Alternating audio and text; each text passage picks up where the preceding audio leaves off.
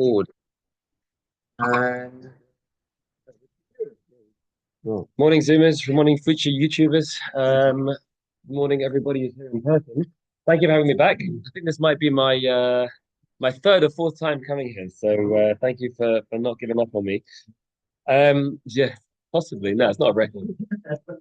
So this is going to be a slightly different style to what I've usually done with you. So, the past few times I've come, I've focused more on the parasha. We've done some nice ideas relating to the parasha. This time, I thought to do something a bit different because it's a sugya. It's a topic that I'm actually sort of learning now in depth, and that is more of a halachic sugya, but it also gets interesting in terms of how we understand how all this works. Now, what I'm referring to specifically is the concept of a two-day yontif outside of Israel.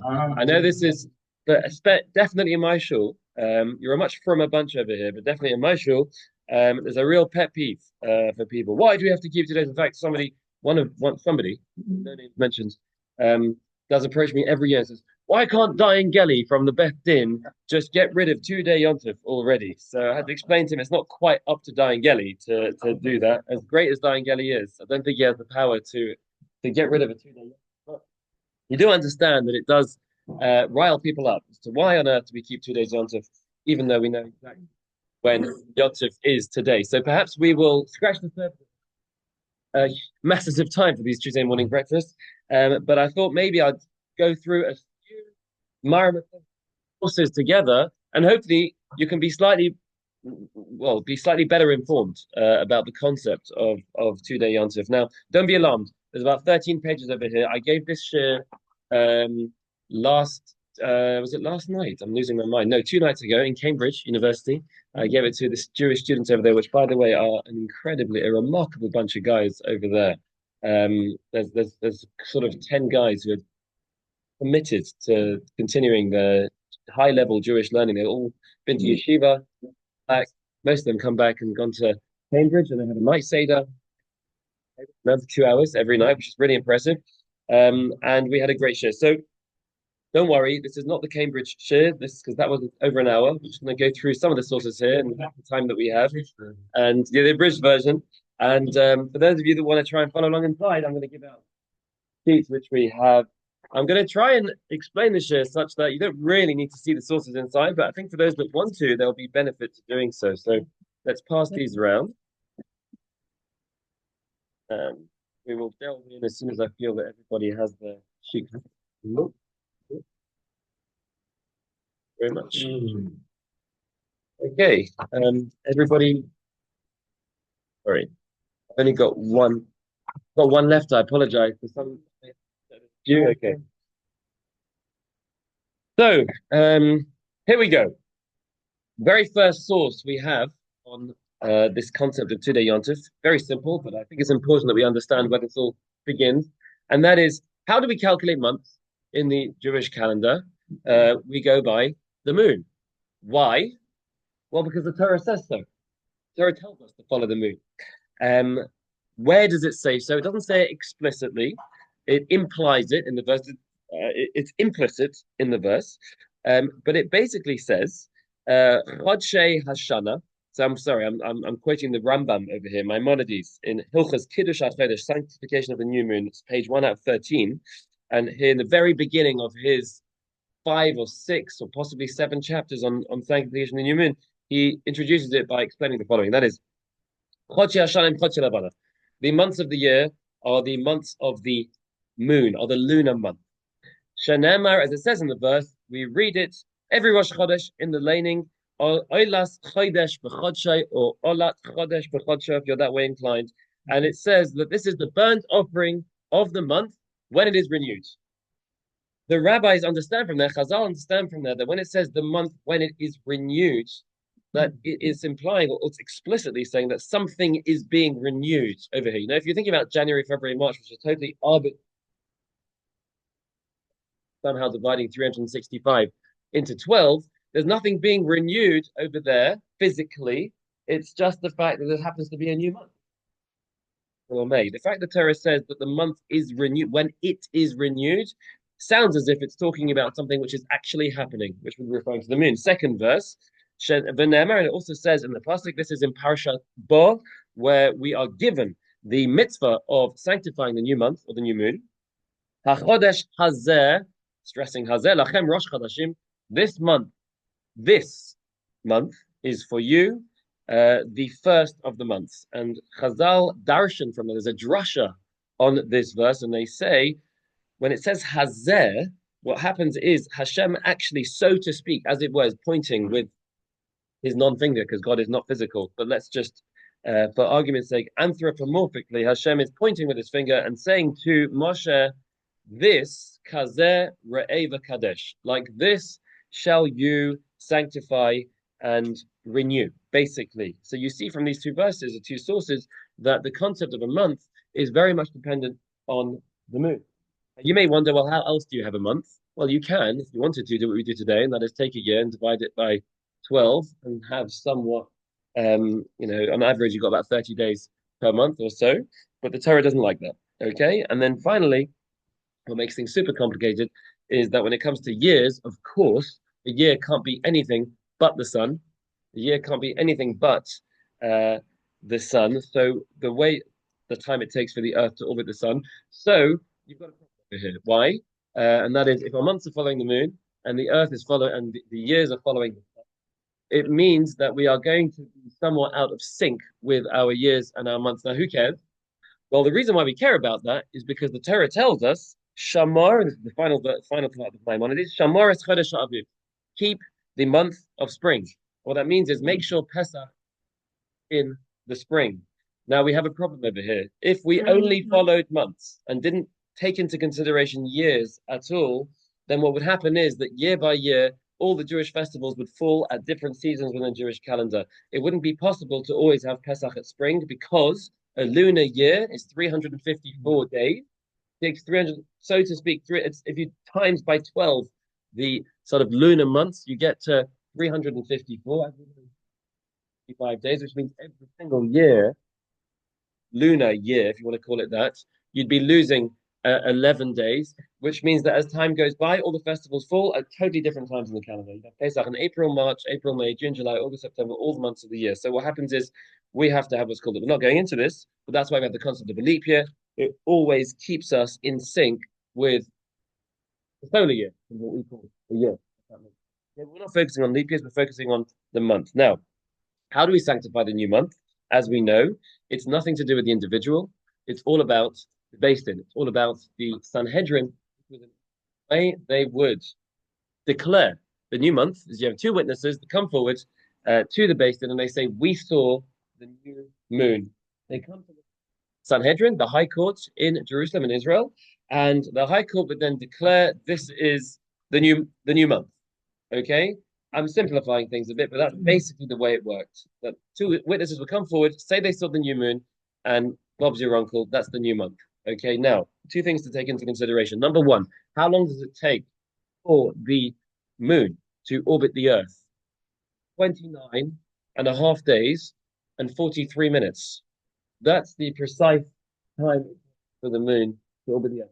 29 and a half days and 43 does make life pretty complicated because, as you'll see soon, it means that you can't always sight when it's renewed. There will be times when it's not visible. Secondly, this is where the issue begins. Once the Beis Din would sanctify the new moon, of course, in Israel, you'd find out pretty quickly that this is the new month. However, outside of Israel, it would take some time for that message to reach you.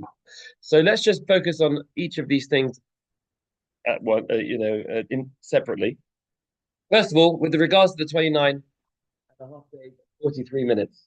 So if you happen to see the new moon, very, right at the end of those 29 and a half days and 43 minutes, I don't think it's possible, but let's say you did. What would happen is you've seen the moon on day 30. So let's just take any month in the Jewish calendar. We're in the month of Iyar right now. So we're in, let's just say it was Rosh Chodesh recently. It was. And you've had 29 days of Nisan. Okay. You're holding by the 30th day of Nisan, and you see the new moon on the 30th day of Nisan. If you see the new moon on the 30th day of Nisan, immediately that day is declared as the first of Iyar. Yeah, that means that the previous month was 29 days. You see the new moon. That day is now declared as the first of Iyar, the 29-day month. What happens if the moon wasn't sighted for whatever reason? Maybe it wasn't possible to see it. You just couldn't see it. It was the Earth. Apparently, when the Earth, the moon, and the sun are exactly in line, it's actually impossible to see the crescent of the moon. You need the sun to be at a certain angle to see that. It's not possible to be seen. And let's say it would be seen, but it's at a when it's not night time, so I just can't see it anyway. That means you only get to sight the moon a day later, which means that you've already passed 30 days. Now you're on the 31st day, which of course no month can ever be 31 days long. Immediately that day is declared to be the first of Iyar. So you'll have in the Jewish calendar, sometimes you'll have 29 days, sometimes you'll have 30 days, depending on when the moon was seen. If the moon wasn't seen at all, doesn't matter. They always declared the new month, whether they saw it or whether they didn't, after 30 days. So you never had longer than 30-day calendar. Is that 30-day month? Is that clear so far? Yeah? Okay, good. Now back to my second uh, issue, and that is how do you get the message across? How do you get the message across to the Jews in the diaspora about the new moon? So turn over to page 2 out of 13. It's very simple. And in fact, the message got across very, very quickly. How so? It's a Mishnah in Rosh Hashanah.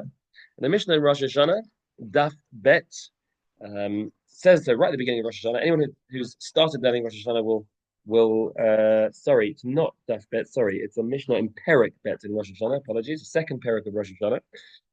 Says the following: Barishana, initially, Hayumasian Masuais. They would light torches from the mountaintops. Masuais is like a fire. What they would do is basically they had beacons. You would go up on the mountaintop and you'd wave this torch. As soon as the Beis Din would sanctify the new moon, they would send people to go up on the mountaintop in Israel and they would wave their torches left to right, up and down. I put that down in the Mishnah. They had a special code, a special way of waving those torches. What happens is the people on the next mountaintop would see that signal and they would then do the same thing. They would wave their torches up and down, left and right. The people on the next mountaintop, very quickly, word would spread across the diaspora to Babylon, to Bavel, that the new month had been sanctified, and they would know very soon, within a few hours. Within a few hours, word would have spread very quickly that it's the new month, and that's the simplest way of doing things. And in those times, we had life very simple. We didn't have to worry about when the new month was. We always knew. We always knew when the new month was, no matter where we lived. Okay. ChatGPT reckons that with those beacon signals, you can get message from Israel to Spain in, if I'm not mistaken, about 6 hours.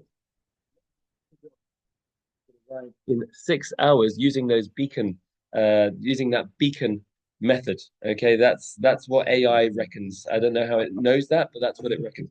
So that's a really quick method and way of getting message across. However, we have a problem over here, and that is Mishnah tells us Mishakilkalu Hakutim, when the Samaritans corrupted this method. How did they corrupt this method? The Kutim always were disagreeing with the rabbinates, I guess if you want to call them that, about how this would work. My understanding is, I think, that they didn't believe it was anything to do with the Beis Din. They didn't believe it was anything to do with whether the Beis Din had sanctified the new month or not. That's not explicit in the verse. They didn't follow the oral tradition. They deny the fact that that has any authority, and therefore, as soon as you see the new moon, it's the new month. So they could have seen the new moon already. It's already the new month. What's it got to do with the best? What's it got to do with the Beis Din? It's nothing to do with them. So as far as they were concerned, the new month starts then. We, as followers of the oral law of the Torah Shabbat Peh, understand it's not dependent on whether you or whether me or you sees it. It's dependent on whether the Beis Din have cross-examined the witnesses and declared the new month. So therefore, their calendars were different. The Kutim were out for giving the Jewish followers of Chazal a hard time. And what they would do is they would go up on the mountaintops and wave those beacons themselves, even though the new month hadn't been declared, which would totally mess up the whole system. So you'd have message travel across to Spain in 6 hours, according to ChatGPT, that it's the new month. It wasn't really the new month because Beis Din hadn't declared it yet, and it totally corrupted the whole system, which meant they could no longer rely on the beacon system. They had to rely on something else, and that was a method that took a lot more time. And that is Hiskinu. They instituted Sheyiyu Shluchim Yotin. They would have to send out Shluchim, which were messengers. And the Mishnah continues, by the way, I didn't put it down here, and says, well, maybe the Kutim can, uh, what's the word, can confuse that system as well by sending out their own messengers. So they'll just send out Mr. Kuti will go out there and travel across to let people know that it's the new month when it isn't. Those messengers had to be DBS checks. Okay, those messengers had to be messengers who had a background check on them. We knew who they were. We knew they weren't Kutim, and that's the only way they would be trusted. Otherwise, the system could equally be corrupted with that new method as well. So that is a very, very kind of a whistle stop tour through this intro to this whole sugya. So far, so good. Yeah. The next, what time do you want to finish? Quarter past. No problem. So the next story that we have over here, which I didn't really put in the English, but it's a famous story. I'm sure many of you are probably familiar with the story already. It once happened that this is on 2 going over 3. There's no English over here, apologies, but this is in the Gemara there in Sanhedrin in Beitzah. No, Beitzah is going on the next one. No, this is Sanhedrin. This is Sanhedrin. 2 over 3. The story is Rabbi Gamliel. Happens, 2 witnesses came to Rabbi Gamliel. They said, Rabbi, we saw the new moon. But then the next night, we didn't see it. We saw it, but then it was gone. The moon disappeared. Rabbi Gamliel cross-examines them. He comes to the conclusion they must have seen the new moon. Why they didn't see it the next night is beyond him. But they just didn't see it. And they declared the new month. Okay, from that day when they saw the new moon. Rabbi Yeshua is watching all of this, and he is astounded. And it's Rabbi Yeshua and Rabbi Dosa ben Harkinas, 2 other great rabbis who were living at the time. They weren't in charge like Rabbi Gamliel was. They were subordinate to him. They watched what was going on. And Rabbi Dosa ben Harkinas expresses the following, and he says, how can it be that you can give testimony that a woman is pregnant and that woman has given birth, and the very next day she's still pregnant? Yeah, obviously that's absurd, ludicrous. They've just given testimony of the fact that a woman gave birth, and the very next day she's still pregnant. Makes no sense. Clearly they're lying. Can't be. These witnesses are lying. Rabbi Yeshua overhears this and he says, you know what, Rabbi Dosa, you're right. I agree with you. They're lying. There's no way this is the new month. And what they decide, it seems, is that we're not going to go with Rabbi Gamliel's calculation. We're going to go with ours. Now, were they going to disregard Rabbi Gamliel's? Probably not. Probably we're going to do was they're going to err on the side of caution and say, we're going to follow what he did. But in addition to that, we're going to follow what we believe to be the real month, which means effectively they were possibly going to keep 2 days. So, for example, it was Rosh Chodesh Tishrei. They were worried that on the 11th of Rabban Gamliel's month was actually the 10th of their month, which is Yom Kippur.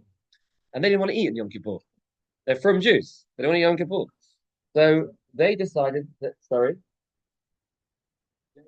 okay, they were going to observe Yom Kippur when Rabban Gamliel has already decided that it wasn't Yom Kippur. Okay, because the day before was Yom Kippur, based on the fact that they have a disagreement about when the month starts.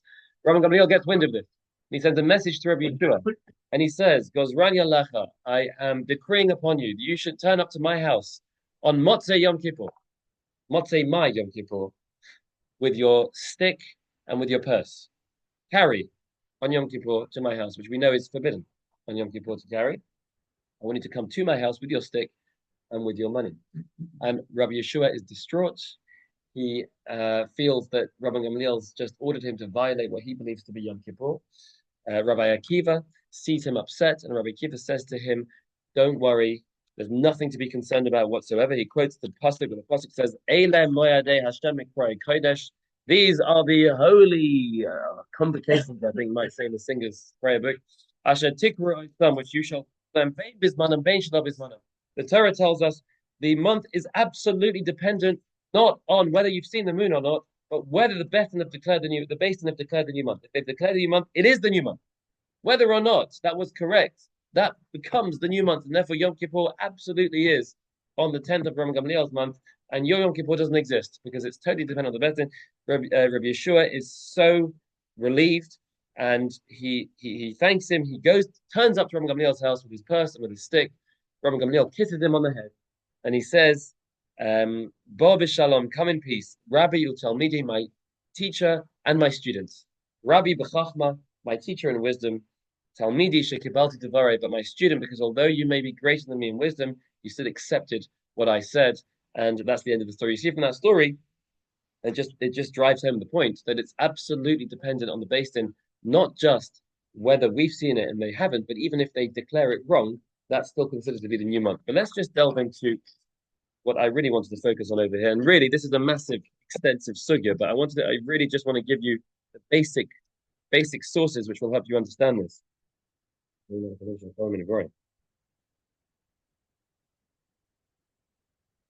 So the only source that I haven't really translated properly over here is this one on number 4. I apologize. So you're gonna have to rely on my translation over here verbally. But what happens is as follows. I'm not going to go into the context of the Gemara and Beitza. It's talking about whether you can eat an egg on second day Yontif. It's not really relevant for our purposes, but it's fascinating sugya nonetheless. It does all boil down to an egg, pun intended. So why? So the Gemara asks the question, and it quotes the Mishnah. So if you look where there's a little Rashi dalit, if you look 6 lines, 1, 2, 3, 4, 5, 6, 7 lines up from the bottom of this Gemara, halfway through, there's a tiny little dalit there. Ditnan, it said. Ditnan. This is a Gemara in Beit Amud Base 4b. Bari Shaina quotes the Mishnah. Bari Shaina Hiyamasiyim Asuis. Originally, they would rave these beacons. Mishakilkulu Akutim. When the Bikutim came along with page 4 out of 13. Mishakilkulu Akutim. When these Samaritans turned up, Hiskinu, they decreed shluchim yotim. They would send out witnesses. Ve'ilu batlu kutim, if miraculously these kutim would disappear, Avdinon Chad Yoma would go back to doing one day in the diaspora. Why? Because we'd get the message very quickly. We don't have to rely on messengers anymore. But nowadays, wherever the witnesses can reach, you keep one day. Not the witnesses, apologies. Wherever the messengers can reach, you would keep one day because you know when Rosh Chodesh is. By the way, what I mean by messengers reaching is, let's say that it takes the messengers 10 days to let you know that the Beis Din have declared the new month. That's okay. Maybe not on Tishrei because you've got problems with the Yom Kippur, but definitely with regards to Pesach and Sukkot. If you know on the 10th of the month that Rosh Chodesh was 10 days ago, so I know when the 15th of the month is, and I know that's Pesach or I know that's Sukkot, that's fine. If it takes the messengers more than, let's just say for argument's sake, 15 days to get there, then I'm stuck because I'm already hit the 15th of the month and I'm not sure whether this is the 15th of the month or the 14th of the month, depending on how it was calculated, and therefore I've got to keep 2 days back. However, wherever the messengers would reach in time, of course you can keep one day because you know when Rosh Chodesh is. Okay? Now the Gemara asks the $1,000,000 question. This is 5 lines up. The Talmud itself asks the question. V'hashta yadinam b'kviya diyarcha. I have to translate these words carefully, but nowadays that we know b'kviya diyarcha, we know the kviyus of the moon. We know how the moon works, scientifically, we know exactly when the new month should be. There's a lot of science to this. I was listening to some podcasts recently. I think Ptolemy had some whole method of working this out, which Rambam believes he possibly got from us, but they claim that we got it from him. But anyway, that's a whole separate topic. We know how the moon works, and presumably what the Gemara is talking about is that it was at a stage when messengers stopped, because messengers only were sent out when you had a Sanhedrin that would declare the new month. Once the Beis Hamikdash was destroyed, once the Sanhedrin no longer existed anymore in Israel, you couldn't rely on the Beis Din sanctifying a new month, in which case what you would rely on is just the way that we understood the calendar scientifically. There are no witnesses that we rely on. So the Gemara asks the question, now we understand that we can work out, we can calculate when the new month will be, irrespective of whether you have witnesses or not. So my time of Dinan Trei Yomi. Why do we do 2 days today? Why do we keep 2 days Yom Tov today if we know the kviyas of the calendar? What is the purpose? What's the reason why we do 2 days? The Gemara itself, 2,000 years ago, is already wondering what those in Hadley Wood are wondering. So it says, the Gemara answers, Mishum deshalchu mitam. The Gemara answers this, because they sent from Tam. Tam, as far as I understand, is a place in Israel. It's definitely Israel. I think Tam must be I tried to look into what Tam was. I couldn't work out what it must be the name of a place. But anyway, it means from Israel. They sent messengers. They sent a message from Israel, letting the Jews in the diaspora know the following. This is the following telegram. Hizoharu b'minag avosechem. Be exceedingly careful with the custom of your fathers, biyodechem, in your hands. Be exceedingly careful with this custom, this pre-existing custom that you have of keeping 2 days, based off the fact that you were relying on messengers. Even though the messengers have stopped, carry on. Carry on keeping 2 days, even though you know the calendar. Why? Zimnin, because there may be times, the Gozru Hamalchus Gezerah, there may be times when Jews in the diaspora are living in such difficult times under such severe persecution that they simply forget how to calculate the calendar in the correct way. That you're relying on people who really understand the calendar well to know when each new month is. Because it's not so simple. Some months are 29 days, some months are 30 days, and so on and so forth. You really need to be a bit of an expert to know how to calculate this calendar. Chazal were worried that there will be a time in the future. Yes, we're all experts now. Maybe a time in the future when we're not really going to get it right, and therefore we're going to end up eating chametz on Pesach. We're going to end up, doing Sukkot on the wrong day, and so on and so forth, and therefore things will get messed up and corrupted. Carry on, carry on with this custom that you have. Okay, now we're not done. We're not done. There's there. Thank you very much. Gone now. Thank you, whoever it was. Howard, how do you say that surname? Herskin. Howard Herskin. Howard Herskin is correcting me over here and saying that Tam is from there. Okay. They're referring to Israel. I knew it was Israel. I wasn't sure how Tam meant Israel, but thank you, Howard. I'll look that up afterwards. You sound pretty confident, so I'll just assume that's correct. So that yeah. So at this stage it's fascinating. At this stage, what's happened is the reason why Jews in the diaspora continue to keep 2 days, even though we know the fixing of the moon and the month, is because there was a gezerah, special gezerah that we may forget fixing of the calendar. In which case, let's just always keep 2 days, just in case at some point in the future we don't quite get our calendars right. Interesting. Okay.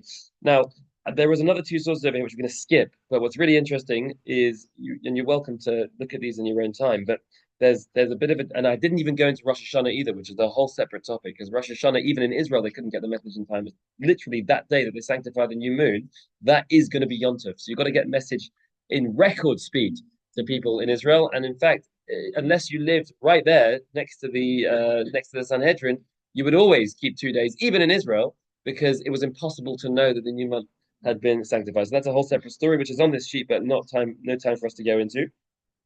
Another thing which is on this sheet is the Rambam points out, the Rishonim all point out, that it's interesting because if it's totally dependent on what the minag avosechem biyodechem was, meaning those that kept 2 days continue to keep 2 days, then surely it's nothing to do with whether you live in Israel or outside of Israel. Why?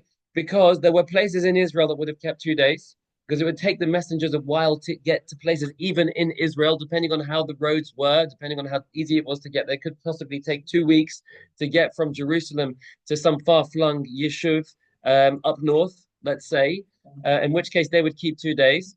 And there would be places near Israel where messengers could get to in less than 10 days, even though they were outside of Israel. So surely, nowadays, if we're just keeping the custom that people did then, it should be that you have communities in Israel who would keep 2 days and communities outside of Israel that keep 1 day, depending on how quickly the message would reach them in the times when we use messengers. Rambam points this out, and he seems to be of the opinion that actually that's the way it should be. And it's not as simple as that, but basically it really isn't dependent on Israel outside of Israel. It's dependent on a lot more than that. The Ritva, another one of the great Rishonim, says no.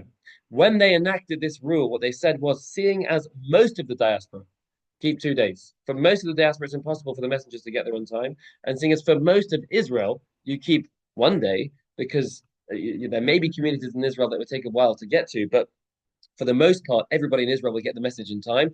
Therefore, you follow the majority. Now, because of the majority of the diaspora keep 2 days, the entire diaspora has to carry on keeping 2 days. Because the majority of Israel keep 1 day, the entirety of Israel keeps 1 day, just to make things very nice and simple. But I want to conclude with just two sources over here, because these are really interesting, and this will give a bit of a different spin on the reason behind 2 days. So There's an interesting question over here, which the Meshech Chochmah is kind of addressing. If you go to page 10, the Meshech Chochmah, Rabbi Meir Simcha of Devinsk, born in 1840s, died in 1926, um, has a beautiful pirush on the Torah. Also writes another sefer called the Or Sameach on the Rambam, and one of the greats of the previous generation.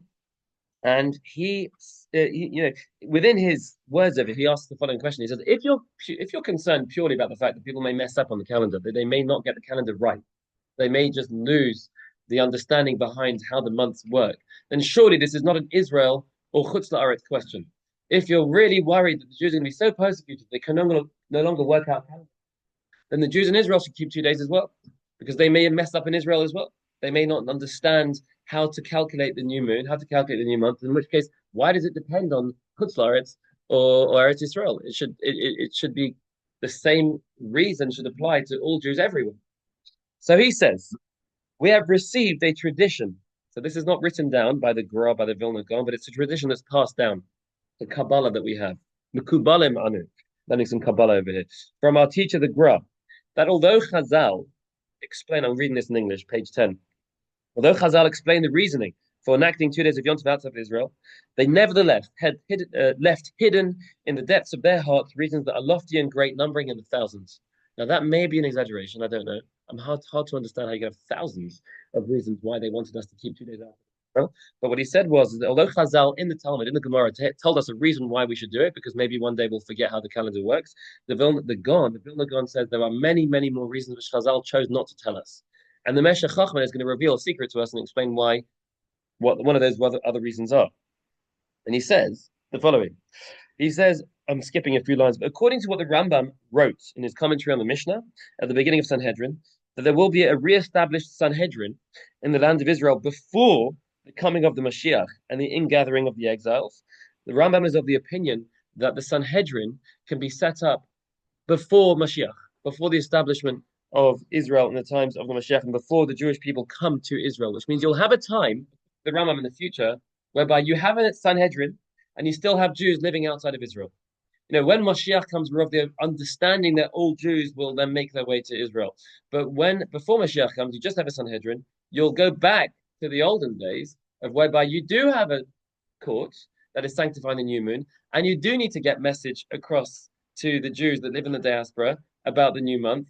And therefore, Chazal were worried that if you let Jews outside of Israel just follow their own calendars, there's going to be confusion over here, because one day, maybe it's tomorrow, the Sanhedrin will arrive again, and the months will have nothing to do with the calendar, and they'll forget about this whole concept of having to wait until they understand, until they've heard from the best Sanhedrin as to when the new month has been calculated, and therefore they'll end up just celebrating Yom Tov on the wrong day. So one of the other, which Chazal chose not to tell us, is because they were worried that we may revert back to Sanhedrin days.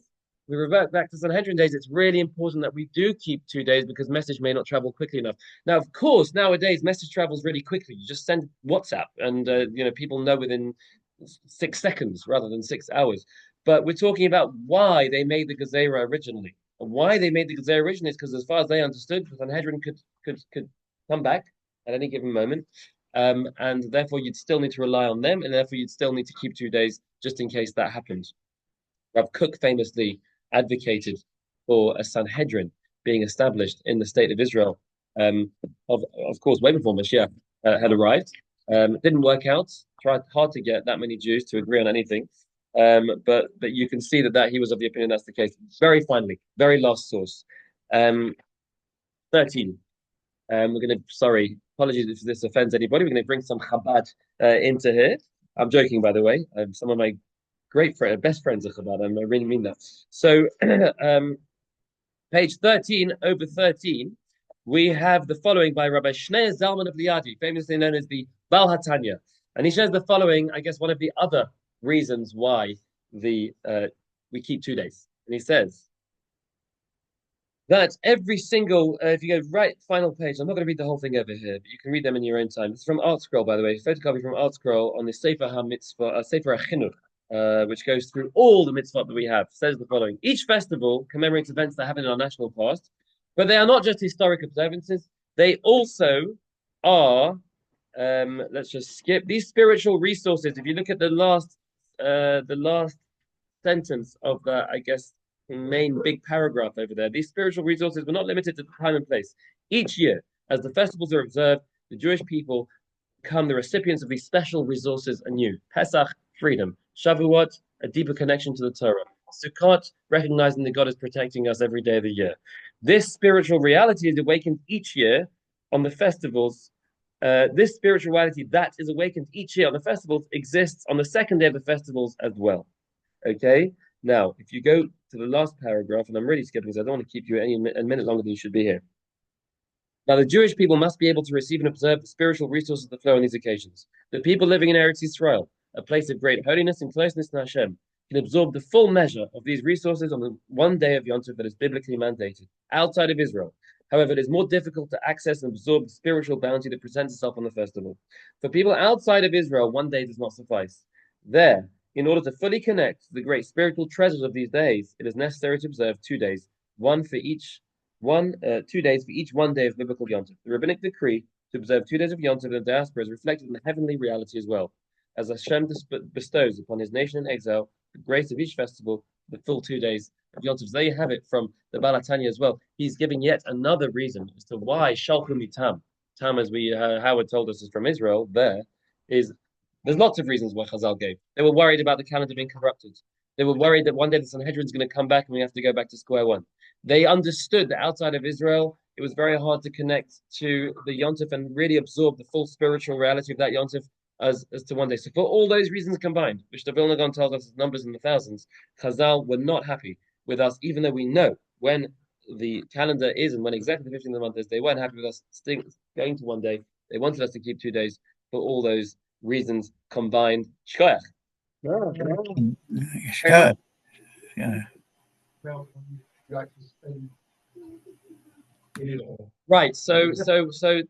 That was what one of the guys brought up on Sunday night, and we had a bit of a discussion around that. And I guess the argument around that is when they gave this gezerah, when they made this takana, this decree, did they mean that that's dependent on where you find yourself over that Yom Tov? No, shalchu mitam. Did they mean anybody who's in Israel keeps one day, anybody outside of Israel keeps 2 days? Or did they mean it's on the individual? Where you are from, that's the minhag you must keep. So if you are a Ben Eretz Yisrael, then that applies to you. If you are Ben Chutz La'aretz, if you are somebody who lives in Chutz La'aretz, then this is your minhag. You have a 2 day minhag. Doesn't matter where you find yourself, it matters what your minhag is. That's probably the easiest and simplest way of understanding it, but there's more to it. Right. We'll call it a day. Thank you so much for that interesting discussion. And I will say goodbye to those on Zoom. See you all next week.